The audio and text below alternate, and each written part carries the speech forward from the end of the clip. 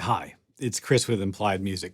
We've been talking about melody, long, short, how to use melody to express an idea, how to use a motif in a variety of different ways to hold a chord progression together. And today I want to talk about transforming melody. Any motif or long melody relies on fixed rhythms and also intervals. Now, you can conform an existing melody to a new scale to get new emotional colors, and it can be really powerful when writing to picture, to theater, for games. I've got 6 examples, and I want to talk about the idea in general a little bit as well, so let's jump in.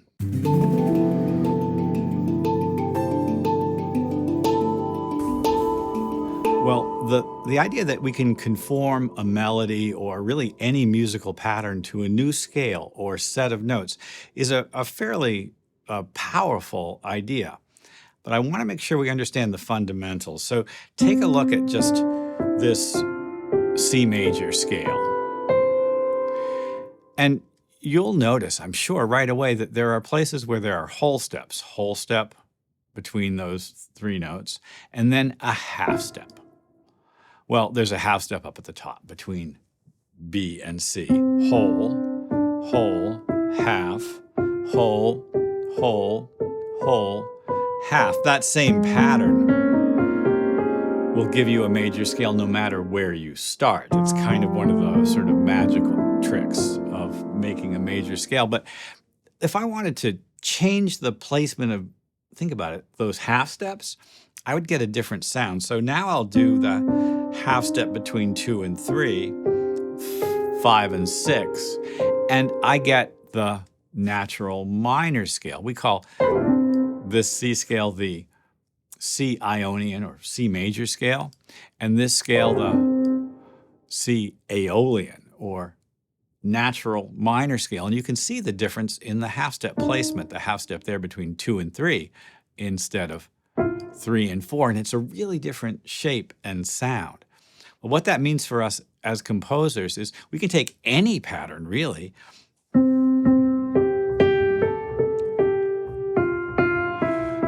and reconform it to a new scale, minor now. Flat 6. It's suddenly very dark, isn't it?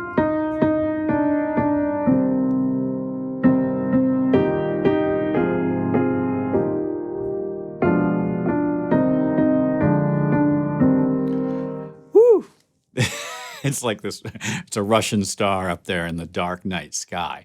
I love that sound. And of course, we could do it with chords as well. And when you reconform a chord progression to a new scale, you get a different color. So 1, 6, 4, 5 becomes 1, 6, 4, 5. And maybe we make that major so that it leads back to the C minor a little bit better. It's a really interesting technique. And I'm just going between, I guess you might call it parallel major and parallel minor, but I don't have to use parallel minor as my alternative. I could use any collection of notes, a mode, or even a more abstract idea. Something I love to do is to take a instrumental form of harmony, or maybe just an interlocking hands pattern, and change the mode that I'm playing it in. Not actually changing the note names. Sometimes I have to respell them. D might become D sharp, F, F sharp, or whatever. So let's take something simple like a triad here in the left hand, and just these 2 notes in the right. And you get an interlocking sound that's a little bit dense. And if I reconform this to D major, the C becomes C sharp, the F becomes F sharp. I need to know my scales, but it's not that hard, is it really?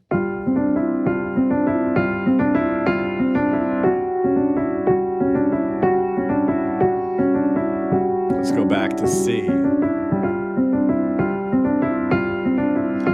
E, the G sharp, the D sharp. It's a beautiful and interesting sound. This sound here sounds like C sharp minor in a way, and then back to C major.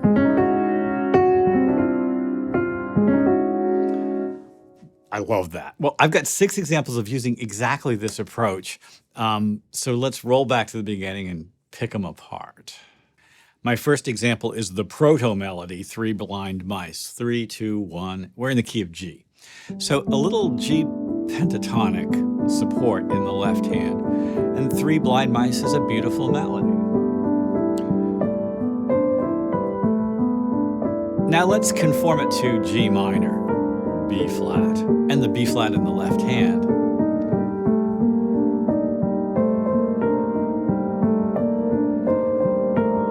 And when I go to the next section, They All Ran After the Farmer's Wife, I'm going to conform it to a new scale. I'm going to conform it to C major. And of course, in C major, the F is F natural. Here's the notes of G Ionian. Here's the notes of G Mixolydian, the fifth mode of a major scale. In this case, all the notes from the C scale, but from G to G. And so now the sound is different. Up here on the top, the melody doesn't do F sharp, it does F. So dark and beautiful. I like that flat 7. It's rocky. And the left hand doesn't have to change. Major, minor, major. Those shifts in color are the essence of what makes good film scoring work as motifs shift and change. You can get a lot of emotional power out of these reconforming tricks. Now, that left-hand 5-note pattern you probably heard cross the bar line against the melody, and that's just something I love to do, but it's a powerful sound, isn't it? Especially with a strong melody that we just follow. Well, let's go on to our next example, another classical theme. And we're in G minor to begin, and this is the Swan's theme from Swan Lake. And it's a beautiful minor mode melody with this gorgeous little minor thing there. And then what would happen if it's major? So it's the opposite of what we just did. The sun's come out, turns out the swans all live. But I want it to get quite dark. So this is the, here we go, Locrian mode of the G. Isn't that dramatic? And then back to major. And then pull it back in to minor.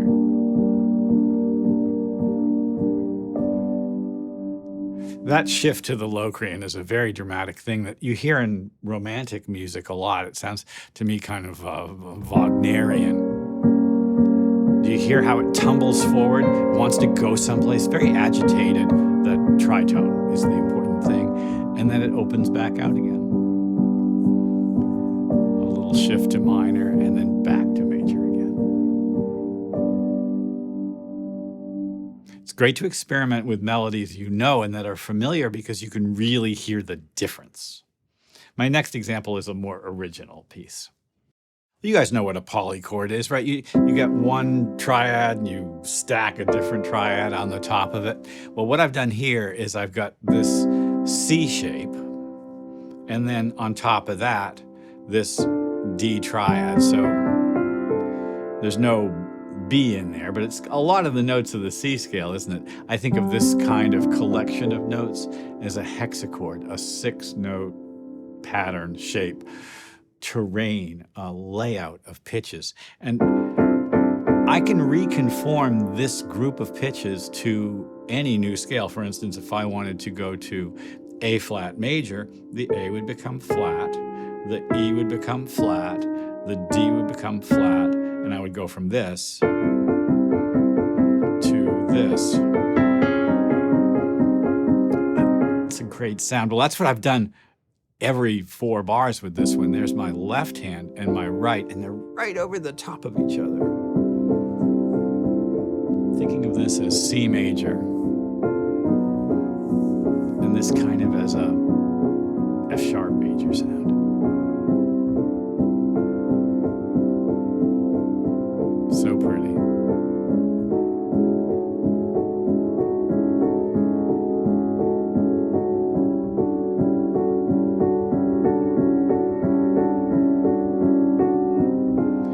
Each shift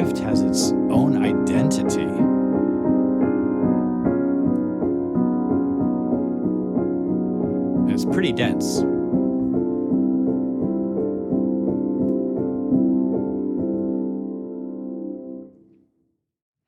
We're going to start Amazing Grace in A major. And here the chords, the harmony accompanies it.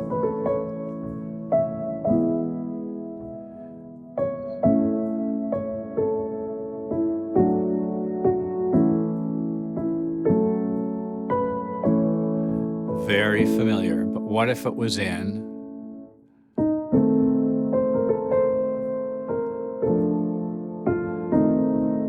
Locrian?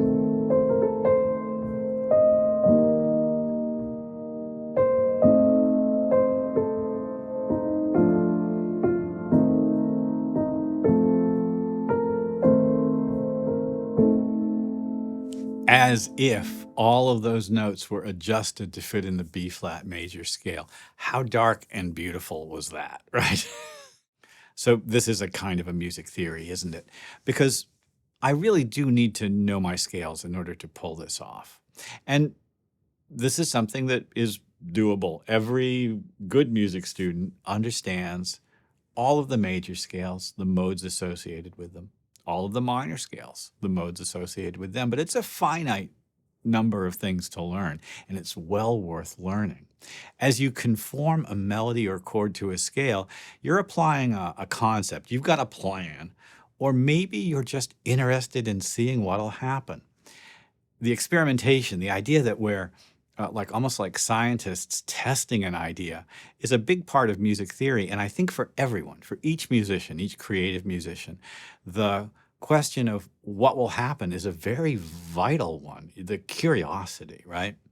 You've got to become your own theorist in order to extract results that feel right for you. And keep track of what you like and what you don't like. Hold on to what works for you, and you can put down the stuff that doesn't work for you. There's an enormous world of academic music theory, but this isn't academic music theory. I'm trying to teach theory that's useful for everyone, and also to encourage a kind of an insight, looking into yourself, that will allow you to build a conception that's useful for you going forward. Now, I've got two more examples of this idea. Let's go back. Here's a 4-note A minor or 7 arpeggio, and here's that F major against it. And this is kind of a beautiful sound that can get reconformed again and again.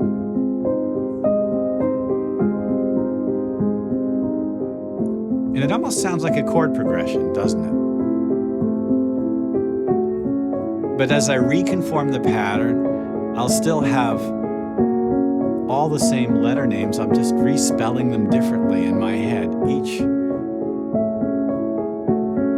group is its own layout or terrain.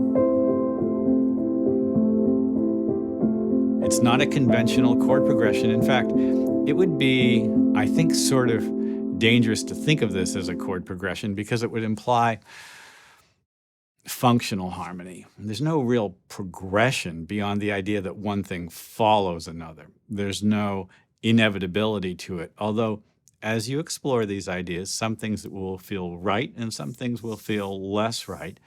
I encourage you to go with the things that feel right. I have one last example, and this is almost in the way of an exercise. So here it's possible to take a collection of notes, again, just kind of like all the notes of some scale or mode with interlocking hands or just whatever, and just send it around the circle of fifths. Each new pattern will alter one note because, of course, the way the circle of fifths works, for instance, as you go from C, a fifth up to G, the F becomes F sharp, new scale. Keep the F sharp. As you go from G up to D, the C becomes C sharp. In the key of D, there are 2 sharps. And as we continue around the circle, that's the way it works. At some point, we get to the halfway point. We get to F sharp major, and then we have to flip our thinking and say, well, F sharp major. It's also G flat major, and that'll help me continue. D flat. Now I take away a flat, which is the same as adding a sharp, isn't it? Take away a flat. And eventually we get back to where we started. So all the notes of a C major scale, and then all the notes of a G scale around the circle of fifths.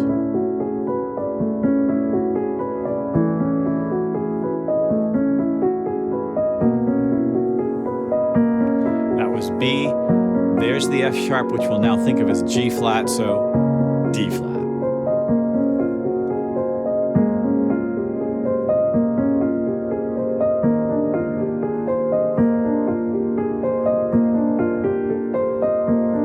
And now F, and I'm almost back around the circle, and now I'm back to C. And I've kind of, everything has gone up by a step, and I'm going to end on G because I love that beautiful Lydian sound.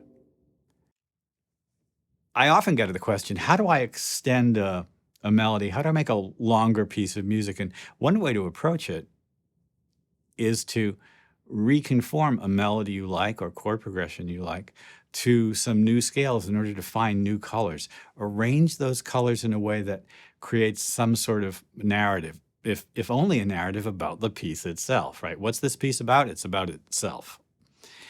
The process is, it's a certain academic component, right? You've got to know your scales in order to pull it off. But this is a great reason to know your scales. It's not unlike what a jazz musician does when they create new melodies over a chord progression, because jazz musicians conceive of chords with extensions, etc., as being not just a stack of thirds, but really as a whole scale or mode. So each time I play a motif that I might like, I might be interested in moving that motif to a new location as the tune progresses. This is a very similar process, isn't it? Super useful. Comes up tons in scoring to picture, for video games, for theater, because it gives you a chance to explore a melody or harmonic idea in different emotional lights. You shine a purple light on it, or yellow, green. It feels really different in bright white light than it does in dark shadows. I hope it's been useful.